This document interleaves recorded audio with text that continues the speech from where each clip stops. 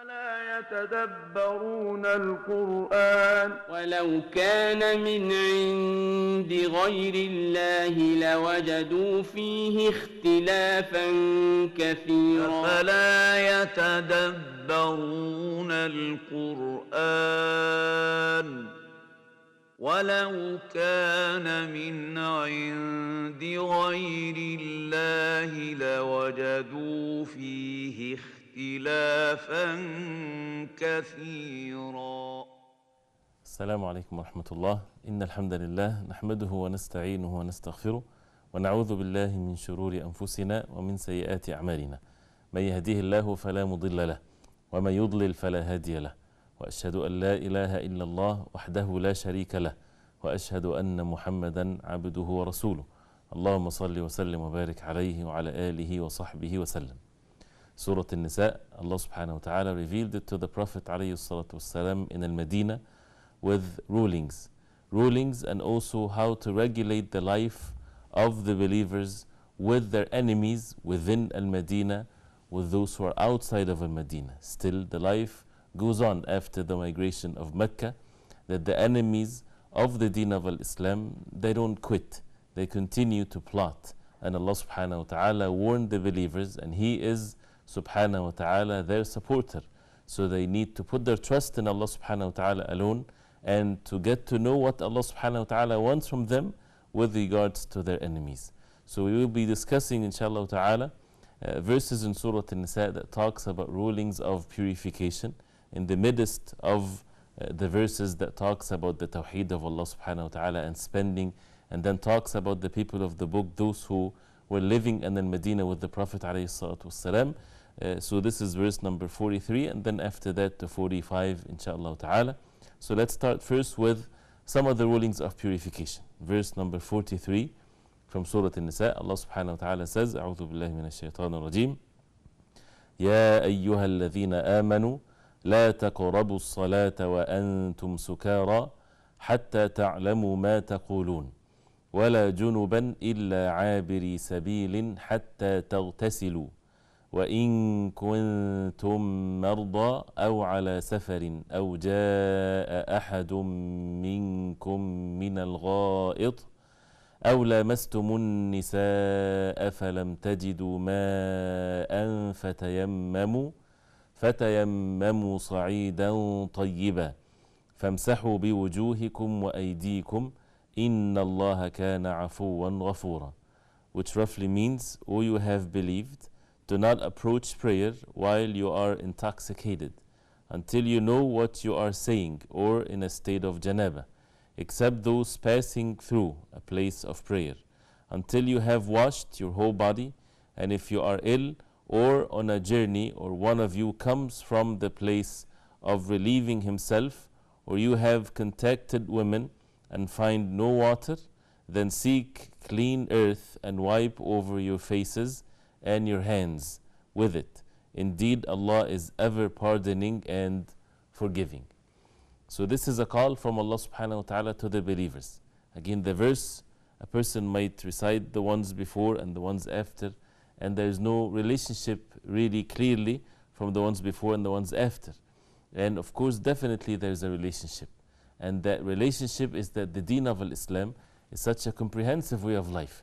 There is no separation between matters of tawheed, the oneness of worship of Allah subhanahu wa ta'ala, and calling people to that, and the rulings of purification, the salah, the fasting, marriage, transactions, money issues, family issues, anything that a person would face in one's life.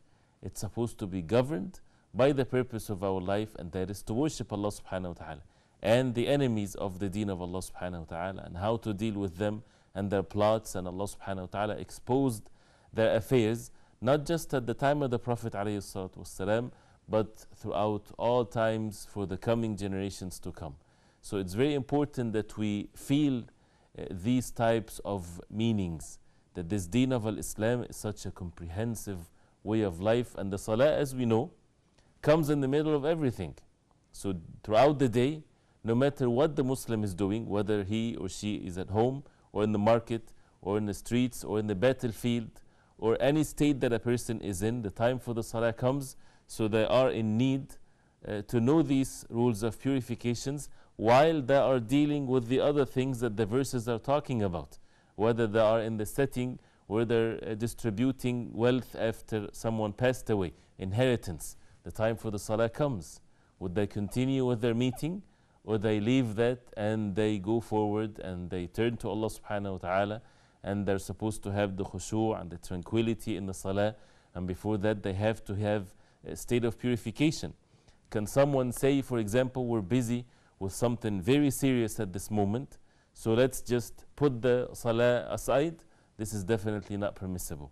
Even during war, in the battlefield, the believers are fighting for the sake of Allah. They're not fighting for any personal gain. They're doing that for the sake of Allah subhanahu wa ta'ala alone. And still, when the time of the salah comes, they are ordered to make the salah.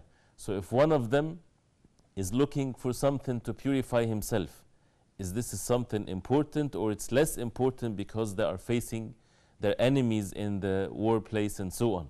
No, this is definitely an important thing, and also the other things are also important. So you would see that things are interacting with each other in the life of the Muslims, in the life of a Muslim, someone that wants to apply the deen of Islam.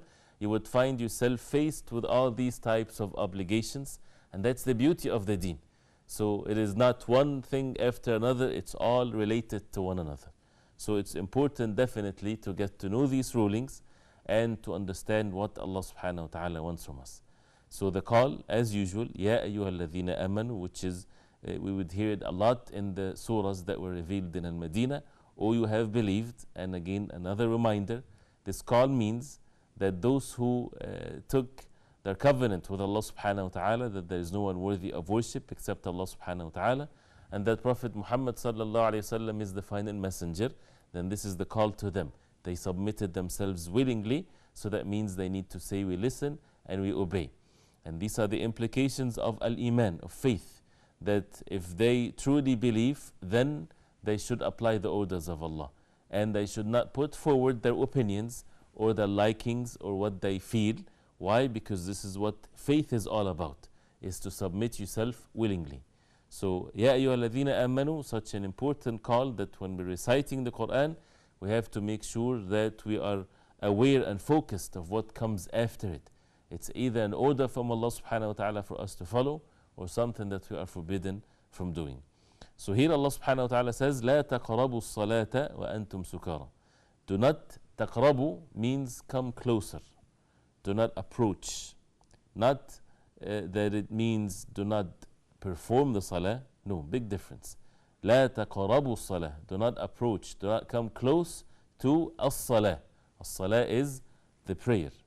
The word as-salah means prayer. Prayer can mean dua, supplication, can means a person asking from Allah subhanahu wa ta'ala. This is usually the English word prayer means asking from the creator of the heavens and earth. But as we know, as-salah is a special act that starts with the takbir, saying Allahu Akbar, and ends with the taslim, Assalamu alaikum wa rahmatullah, Assalamu alaikum wa rahmatullah. And you have certain moves that you do with standing and ruku' and sujood and so on. So it's a specific act, which is the 5 obligatory salah, and the rest of the salah, the optional salah, and so on. So Allah subhanahu wa ta'ala is forbidding the believers from approaching the salah. وَأَنْتُمْ سُكَارَى, while you are in the state of intoxication. Sukara, when a person is in the state of sukr, he's intoxicated, that means he is not normal. He's feeling a bit, as they say, high. The person would feel that he is extremely happy, or he's the king of the world, right? And he would say things that he doesn't really mean, right? And he might say the words of kufr, the words of disbelief. Even his heart is a heart of a believer. But when a person would intoxicate himself, really he is not responsible for his actions, especially if it reaches a certain level of intoxications. He is not responsible for his own actions, and people know that very well. Whether it's accidents or words of kufr are being uttered, major sins can be committed as a result of this evil act, this sukr or intoxications. And that's why it's forbidden in the deen of Islam, with the consensus, of course, of all the people of knowledge, that wine and intoxications and all means and forms of intoxications, is forbidden in the religion of Islam. Whether it's something to be a person drinking it or sniffing it or injecting himself with it, whether they change the names of it, it doesn't matter. Whether they call it spirits or they call it khamr or they call it wine or they call it drugs or they call it heroin, whatever they call it, if it's means of intoxications, then this is a major sin for a Muslim to be in such or to use such drugs and so on. This verse was in the level of forbidding intoxications unto the believers. As we know that at times of ignorance, they used to drink wine like they would drink water. This was the norm in their life. And this, by the way, is the norm of the people when they are not Muslims, really, for the most part. Most of the people on the face of earth, they don't find anything or any problem in this. And once a person gets into the habit of this, it has its own addiction. Plus, the moment when a person is intoxicated, he might feel good. So people would keep on getting themselves into this feeling. But with knowing the implications of it, those who are wise, they would tend to stay away from it, and you would find rules and regulations to regulate the lives of the people so that they don't fall into crimes and so on. So Allah subhanahu wa ta'ala, when the verses of the Quran were revealed to forbid drinking wine and intoxications, it did not come all of a sudden.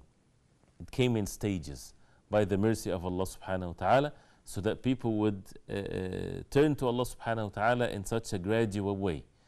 First, in some of the verses we're mentioning that this is something that is permissible, but mentioning some of the things to show that it's not a very good thing or a very good act to be done.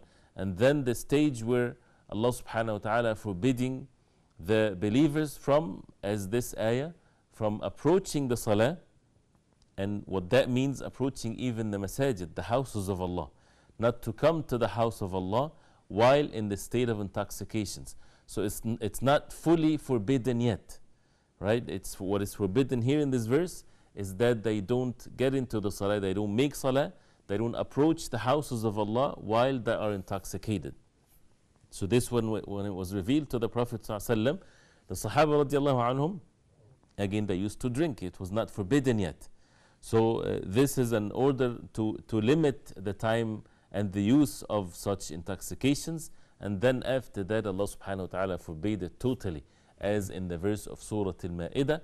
And they immediately stopped using these intoxications. And since then, till the Day of Judgment, it's forbidden. So that's why this part of the verse in Surah Al-Nisa is abrogated. It's cancelled by the verses in Surah Al-Ma'idah that forbids alcohol, period, at all times. And again, this is consensus. So if somebody recites this verse, he should not say, well, what is forbidden here is not to approach the salah while intoxicated. That means if a person is intoxicated outside of the salah, this is permissible. Of course not. That's not permissible.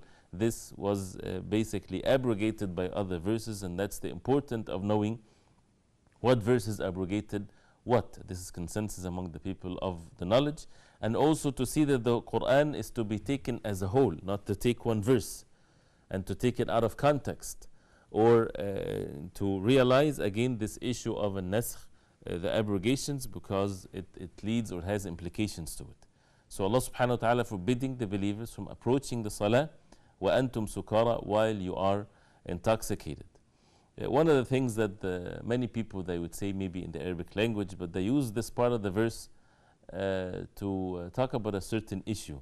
Sometimes people take words out of context for many reasons, but one of which is to follow their desires. They want to say something, but to say the whole truth, that might hurt them. So they take a part of it and they say something to deceive others. And that's why they say, if you recite the verse, Ya ayyuhalladhina amanu la taqrabu as-salah, or you who believe, do not approach the salah, and you stop right there. That means what? That means do not make the salah. That means it's not permissible for you to make salah, right? But can we stop at this word, or we have to continue? We have to continue, because there's a condition here mentioned. What's forbidden here is not to approach the salah. What's forbidden is to approach the salah while intoxicated. And again, the ruling was abrogated. حَتَّى تَعْلَمُوا مَا تَقُولُونَ, till you know what you are saying. So the level of intoxication has to be eliminated, in which a person is able to know what he or she are saying, which shows the importance of the khushu' in the salah, the humbleness, the concentration in the salah. And it was said that this was the reason why it was revealed, because one of the companions of the Prophet ﷺ, he had some other companions and they were eating and drinking. It's permissible at that time, it was not forbidden yet. And they got intoxicated and it was time for the salah. So one of them, he led the salah and he recited the Quran in a very disturbing way. Like he, and Allahu A'lam, some of the ulama, they talked about the authentication of the narration, but he mentioned some of the verses of the Quran in a wrongfully way. So as a result of that, the verse was revealed. So till you know what you're saying, which is also a very important statement, حَتَّى تَعْلَمُوا مَا تَقُولُونَ. Till you know what you're saying, there's certain implications, not just in salah, not just in intoxications, in many things. Many rulings applies to this part of the verse, till you know what you're saying. We'll talk about that inshallah ta'ala after the break, so stay with us. يتدبرون القرآن.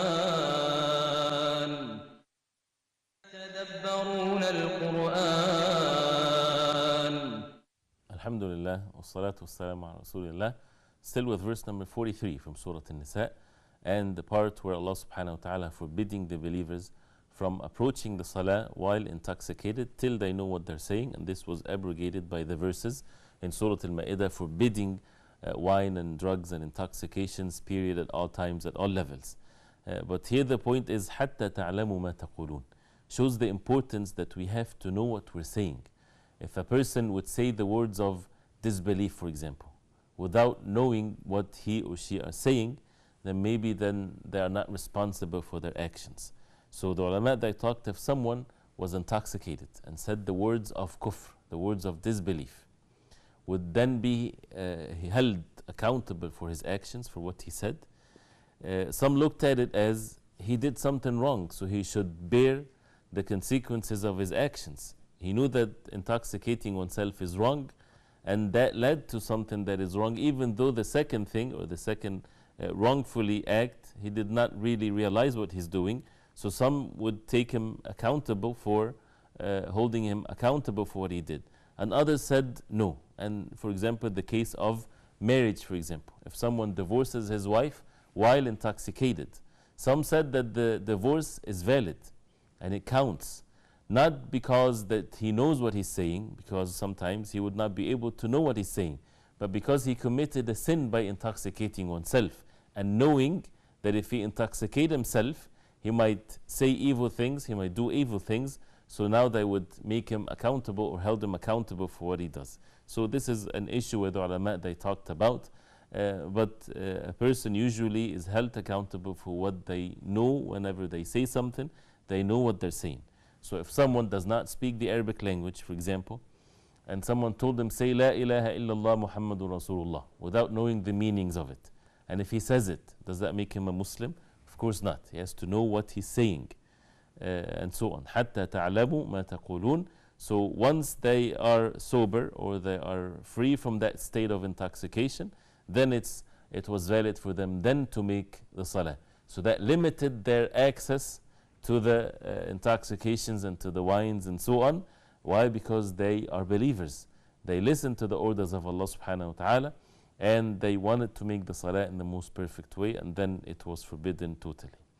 And also then Allah subhanahu wa ta'ala says, وَلَا جُنُوبًا إِلَّا عَابِرِي سَبِيلٍ حَتَّى تَغْتَسِلُوا.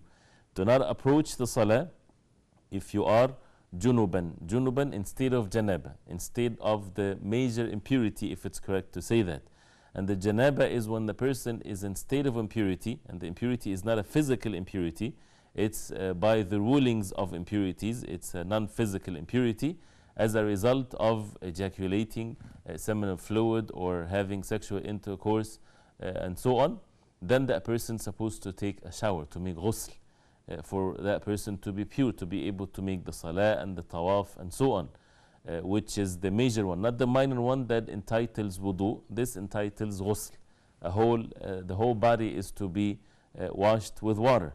So if a person is in state of janaba and it's time for the salah, he wants to make the salah, then what is forbidden here for that person to approach the salah.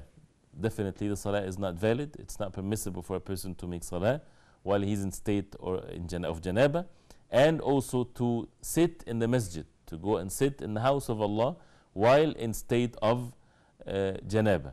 إلا عابري سبيل حتى تغتسلوا, unless a person is عابر سبيل, someone that is on a journey, or someone passing by the masjid, as the ulama they say.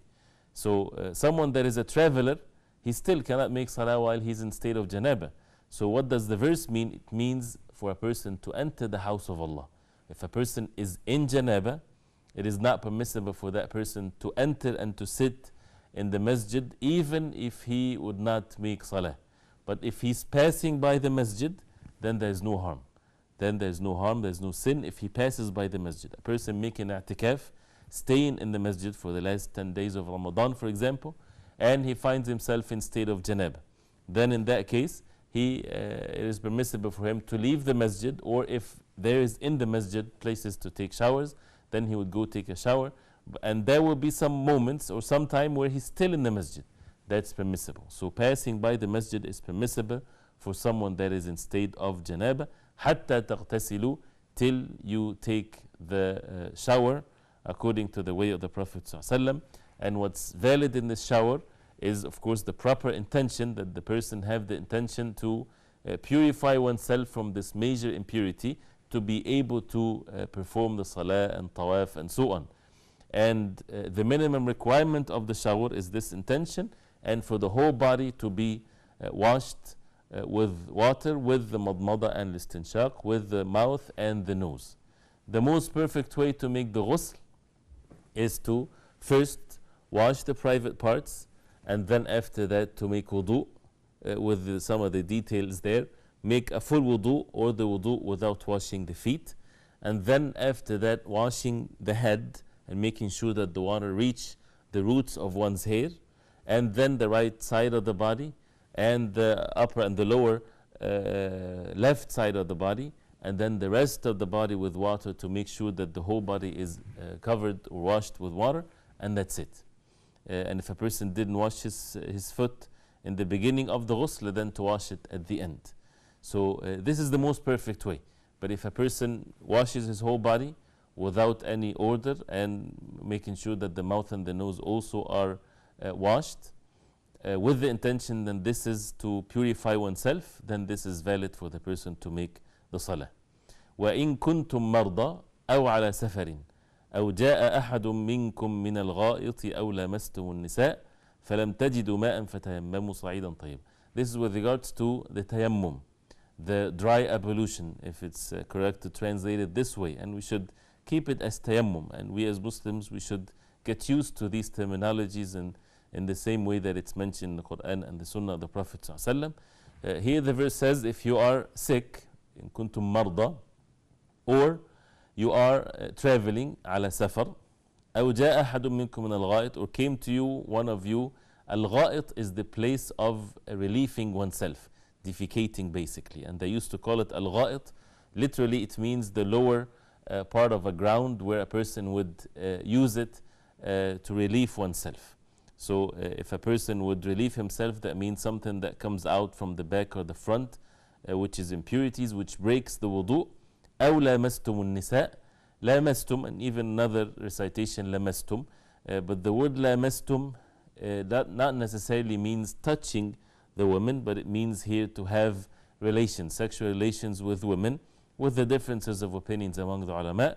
And if you don't find water, then fatayammamu, because these things, the sickness or the traveling and so on, it doesn't mean that any sickness a person would make tayammum. No, if he doesn't find water, if there's no means for the sick person to make wudu, then he can make tayammum and then make the salah. But it's not permissible to abandon the salah whatsoever when a person is sick. Many people, when they are sick or in the hospital, they would abandon the salah or leave the salah, thinking that how can I make salah when I'm carrying impurities, when I'm not able to go to make wudu. If a person is not able, nobody's helping him to make wudu, then he can make tayammum. If there is no tayammum means to make tayammum, then to perform the salah under any condition, but not to leave it whatsoever. Or if a person traveling and he didn't find water, not just traveling. Traveling by itself is not an excuse to make tayammum and to leave the wudu or the ablution. This is only in the case that he didn't find water, in that case, to use the tayammum. But usually when people, especially in the past, when they used to travel, they would have scarcity of water. That's why they would use the tayammum or make the tayammum. Or someone defecated or urinated. This is what breaks the wudu, so to make wudu. أو لمستم النساء, which entitles ghusl, or to take a shower. Then in that case, if you didn't find water, then فتيمموا. فتيمموا صعيدا طيبا. The literal meaning of التيمم is to seek. And that's what literally it says this. Seek صعيدا طيبا. Seek a clean earth. A clean earth.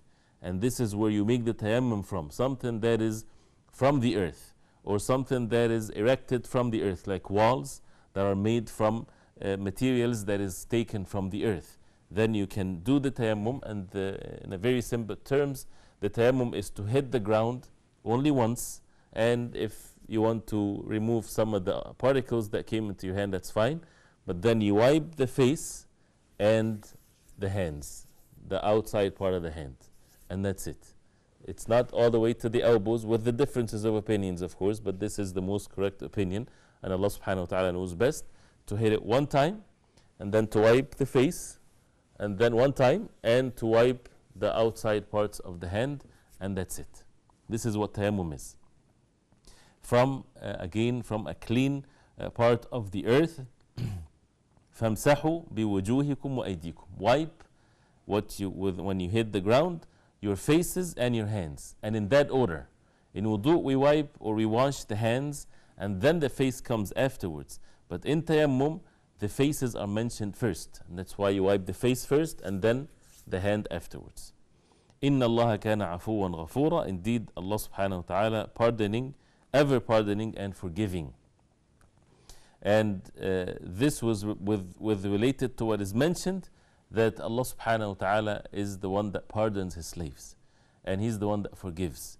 And when people would do the best they can to fulfill the orders of Allah, and if they fall short, Allah subhanahu wa ta'ala is the most forgiving.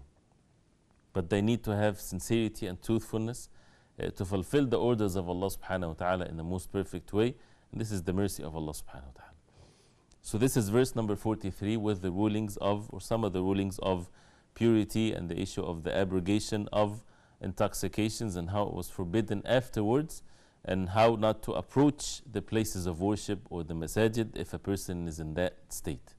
After that, Allah subhanahu wa ta'ala, the verse afterwards, as if it's taken us back to what's before verse number 43, with the order to worship Allah subhanahu wa ta'ala alone, not to associate partners with Him, talked about the hypocrites, those who were greedy and stingy, and it referred to the people of the book, the Jews at the time of the Prophet ﷺ in Al-Madinah. So the verses are coming back to the same subject. And that's verse number 44, and what's after that. Allah subhanahu wa ta'ala says, أَلَمْ تَرَ إِلَى الَّذِينَ أُوتُوا نَصِيبًا مِنَ الْكِتَابِ يَشْتَرُونَ الضَّلَالَةَ وَيُرِيدُونَ أَن تَضِلُّوا السَّبِيلَ. Which means, have you not seen those who were given a portion of the scripture, purchasing error in exchange for it, and wishing you would lose the way? أَلَمْ تَرَ إِلَى الَّذِينَ أُوتُوا نَصِيبًا. This is referring to Bani Israel, or the Jews in Al-Madinah at the time of the Prophet ﷺ and all times. أَلَمْ تَرَ. The question here is to the Prophet ﷺ, have you not seen? And what is meant here is not necessarily the physical seeing of things, but have you not seen the proper vision, the proper way of seeing things in the proper way, in the truthfully way. And you say that a lot when you're talking to people. Did you see what such and such did? It's not necessarily that you saw what happened, but that means you know exactly what is going on. And this is what Allah subhanahu wa ta'ala is saying to the Prophet sallallahu alaihi wasallam, Alam tara. And this is also as a way of being amazed by their affairs. How can they do such a thing? Alam tara ila alladhina utu nasiban min al-kitab. They were given a portion of the book. So how can they do whatever is mentioned in the verse, which is so evil? That, did you see these people, those who were given nasiban? Nasiban is a share or a portion. min al-kitab, from the book. What is the book? The Torah. The Torah that was revealed to Musa alayhi salam. يَشْتَرُونَ الضَّلَالَةَ وَيُرِيدُونَ أَن تَضِلُّوا السَّبِيلَ. Two evil things. The first one, they purchase الضلالة. They purchase deviation. And we talked about that meaning before. What does it mean to purchase deviation? Would somebody go pay money to be deviated? This is basically their affairs. They would, when you purchase something, you're exchanging money for whatever good you're purchasing. So these people, they earned al-dalala or deviation in return of al-iman. They gave iman, in which they were believers. They were followers of Musa alayhi salam. And Allah subhanahu wa ta'ala revealed to Musa alayhi salam the book at-Tawrah. So they had a portion of the book. So instead of believing in the book of Musa alayhi salam and worshipping Allah subhanahu wa ta'ala and following Isa, the son of Mary, and then the Prophet Muhammad sallallahu alayhi wasallam, they exchanged this guidance with deviation. So this is an amazing thing. And this is such an evil thing, of course. And also for us to learn that when a person has matters of iman, matters of faith, that person should be also warned that not to exchange that with deviation, because it's either or. If a person loses al-iman, that means what? He's not in a neutral zone. That means he is acquiring the opposite, the total opposite, which is means of deviation. They purchase, they take deviation al-dalala in return of their iman. This is the first evil. And the second evil, وَيُرِيدُونَ أَن تَضِلُّوا السَّبِيلَ. And they want, and they are wishing you would lose the way, that you would also be deviated. So their evil is not just limited to themselves, they want it to be extended to others. And this is such an evil thing. So Allah subhanahu wa ta'ala is warning the Prophet alayhi salatu wasalam, those who received a portion of the book, because if they are the people of knowledge really, and they apply the whole book that Allah subhanahu wa ta'ala revealed, they would never be in that state. So that's why the warning not to trust them and not to be friends with them, and to be warned and to be away from their plots, because they would plot against you. وَيُرِيدُونَ أَن تَضِلُّوا السَّبِيلَ. They want you, they wish for you that you are deviated from the straight path. So Allah subhanahu wa ta'ala, the most merciful, is warning the believers. So if they would turn away from this warning and continue and choose to be deceived by them, then they should not blame anyone but their own selves. Why? Because these people, they are on deviation, and they want you to be deviated also. وَيُرِيدُونَ أَن تَضِلُّوا السَّبِيلَ. Al-irada, or wanting something or wishing something, this is something that is in the hearts, that nobody can ever know what's in the hearts of people. That's why human beings, they deal with each other just with their outside appearance. They don't know what's in the hearts. And that's why as human beings, we can deceive one another. We can smile, but inside of you, you wish harm for that person that you're smiling to. You can make plots, and you make some people feel very secure from you, that you are their friends, but in reality you are plotting against them, to trap them into something, to cause destruction to them. So how can then you be able to know these people, and how would you know your enemies when they're in such a way? If it's clear enmity, one versus another, and there are clear enmity between them both, and they are exchanging words that means enmity and so on, the matter is clear, and this is easy. But the problem is with those who plot against you. So who would then inform you? There's no one better than the Creator of the heavens and earth. And that's what we need to put our trust in Allah subhanahu wa ta'ala, and to follow the Quran, and not to be deceived by those who show us any means of putting trust or kindness and so on. Allah knows best. And this is what the verse is saying, and what's also the next verse is saying, but we continue after the break, so stay with us inshallah.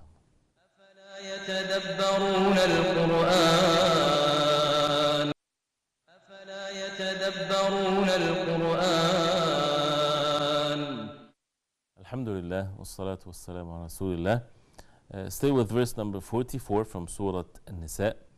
And after the verses before, like 37, 36, where Allah subhanahu wa ta'ala ordered the believers and to worship Allah subhanahu wa ta'ala alone, and not to associate partners with Him.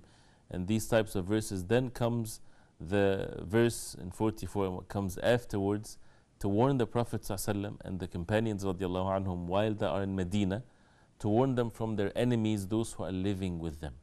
They know the enmity of the people of Quraysh in Mecca, but those who are living with them in Al-Medina, those who the Prophet ﷺ might had a treaty with them, like the Jews in Al-Medina, or the hypocrites, Allah subhanahu wa ta'ala is exposing their plots against the Prophet ﷺ, so that the believers, they take means of protecting themselves and to put their trust in Allah subhanahu wa ta'ala. And this is the mercy of Allah subhanahu wa ta'ala. And this is not just to the Prophet ﷺ, but for the believers always to learn, so that they will be successful in this life and hereafter.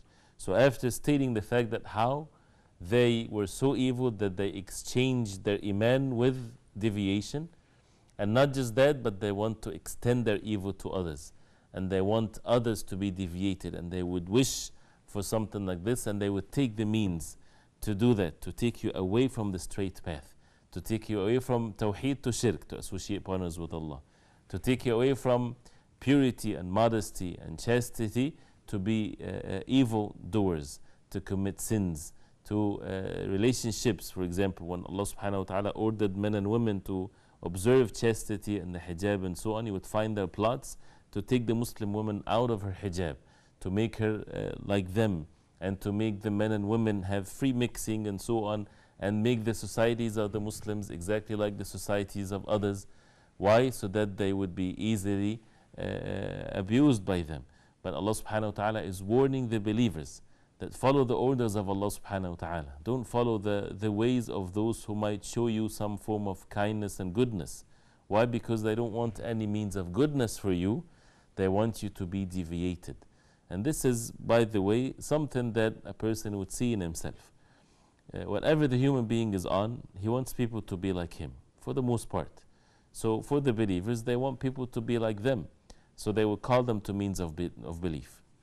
For disbelievers, for whatever, they also would try to call people to whatever they are on. And this is the struggle between the truth and falsehood. And it's important for the Muslim to get to know the nature of this life with the struggle, and to be patient with the orders of Allah subhanahu wa ta'ala. So after we talked about we do not know what's in the hearts of people, and the real evil and the real danger comes from those who would come to you with one face, but they would meet your enemies with a different face, and they have in their hearts hatred towards you, and they're plotting to destroy you, and they are patiently doing so even if it takes a long time, months, years, whatever there is, generations, and they would take you from one step down to another for them because they wish for you to be deviated. So that's why we have to trust in Allah subhanahu wa ta'ala, that He subhanahu wa ta'ala knows our enemies more than what we know. And we should not be arrogantly saying we know our enemies. No, we do not know. Your enemies are not just the ones that would openly say that we are your enemies. The worst enemies are the ones that are hidden. You do not see them as enemies, but in reality they are. Who are they? Allah subhanahu wa ta'ala says, to clear this thing in our hearts, to have the strong conviction and to put our trust in Allah subhanahu wa ta'ala, then verse number 45 says, وَاللَّهُ أَعْلَمُ بِأَعْدَائِكُمْ وَكَفَى بِاللَّهِ وَلِيًّا وَكَفَى بِاللَّهِ نَصِيرًا, which means, and Allah is most knowing of your enemies, and sufficient is Allah as an ally, and sufficient is Allah as a helper. Wallahu a'lamu bi'a'daikum. The verse starts with Wallah, and Allah, the Most High, the Most Merciful, the Most Wise, the one that wants all means of goodness for the ummah of the Prophet ﷺ, and for mankind, for them to embrace the truth and to follow the truth and to be believers.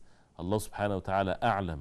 He is the most knowing, and a'lam, not ya'lam. Ya'lam means he knows, but a'lam means he's the most knowing, that no one knows anything actually in reality, because anything that we know is from Allah subhanahu wa ta'ala. So he is the all-knower subhanahu wa ta'ala, the most knowing subhanahu wa ta'ala, and everybody depends on Allah subhanahu wa ta'ala for them to know anything.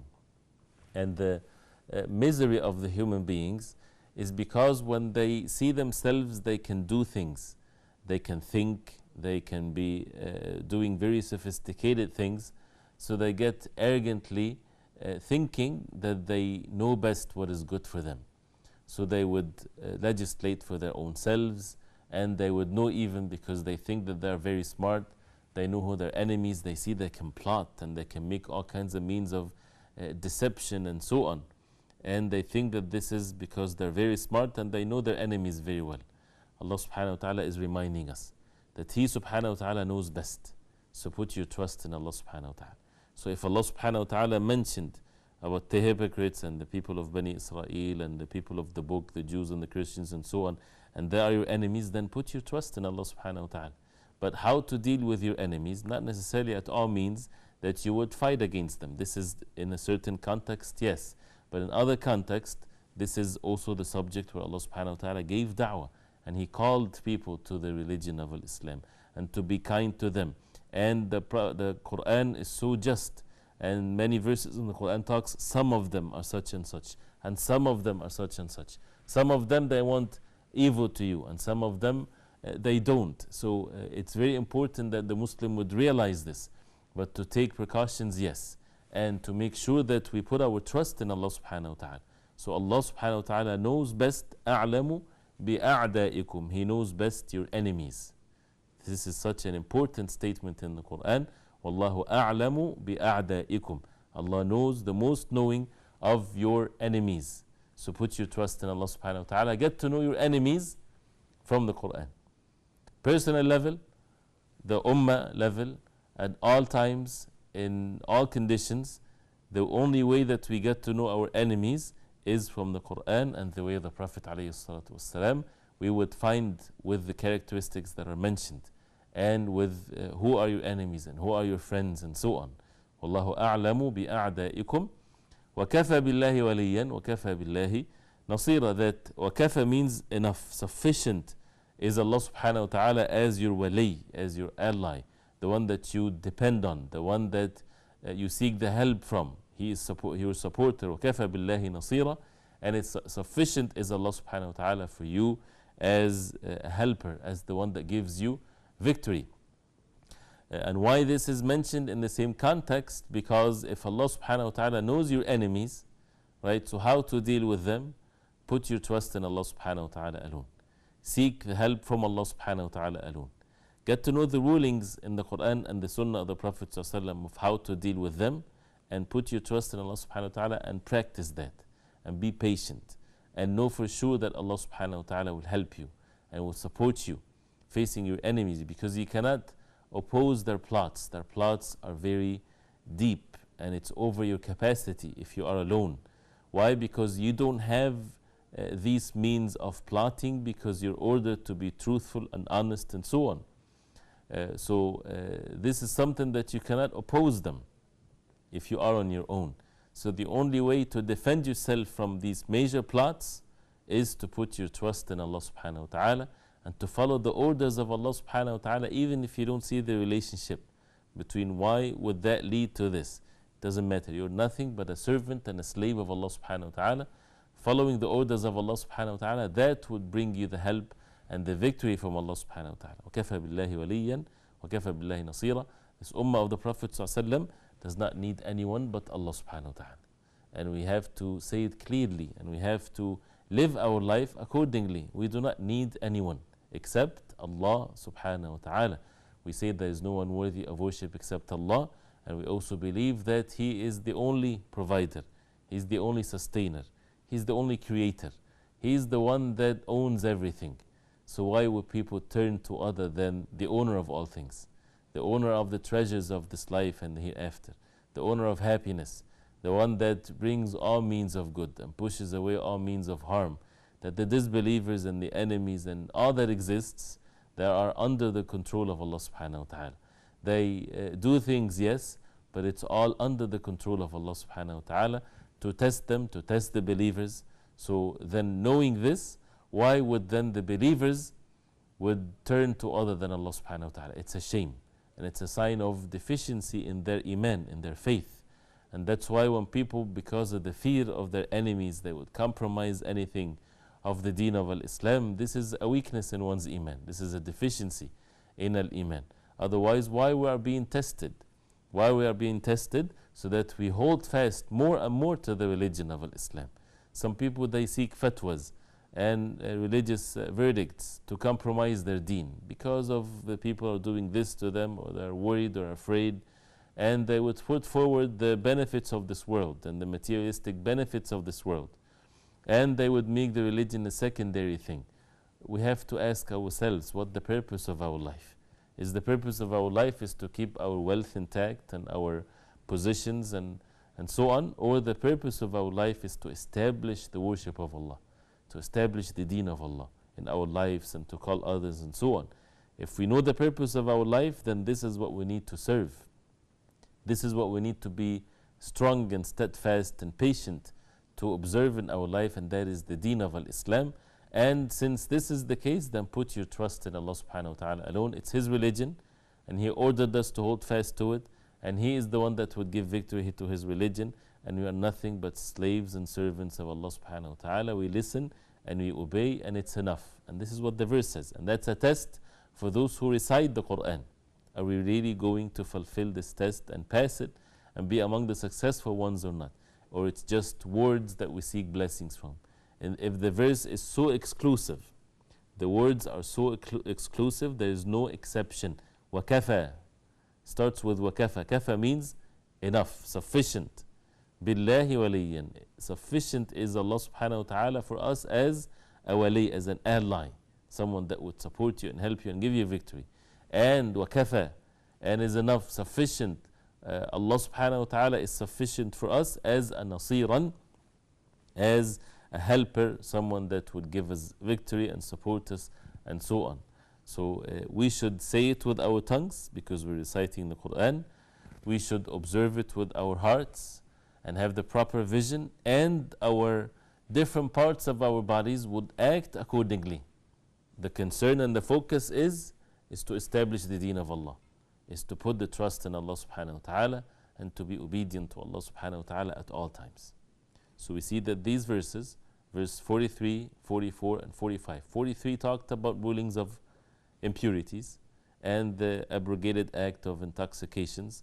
And then you see then the verses talking about the people of the book at the time of the Prophet ﷺ and warning and exposing the enemies of the deen of Islam, and that showing the nature of this life. There will be that struggle between the people of the truth and the people of falsehood.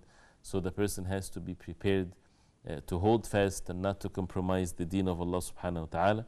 And we see the relationship and the interacting between the verses, that the deen of Islam is so comprehensive that we don't put aside an act of worship because we're in time when we are weak or oppressed, so you leave the salah aside, or because you're busy with an act of worship you leave another act of worship.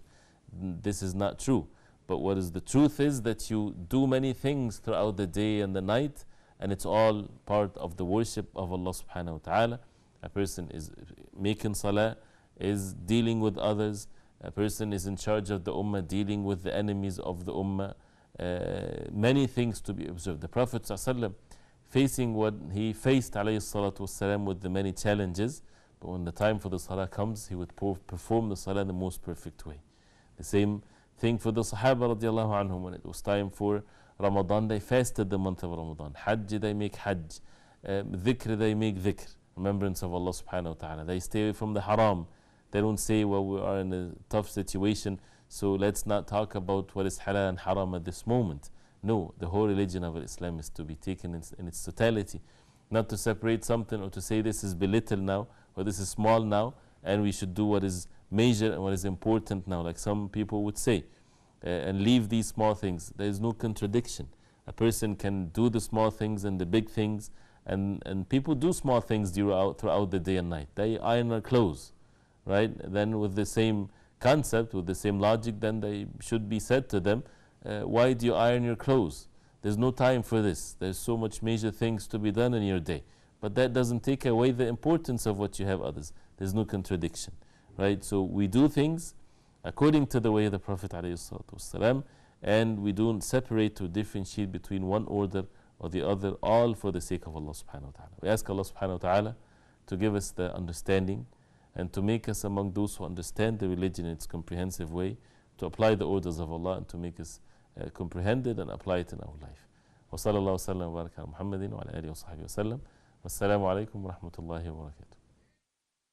أفلا يتدبرون القرآن ولو كان من عند غير الله لوجدوا فيه اختلافا كثيرا. أفلا يتدبرون القرآن ولو كان من عند غير الله لوجدوا فيه اختلافا كثيرا. أفلا يتدبرون القرآن ولو كان من عند غير الله لوجدوا فيه اختلافا كثيرا.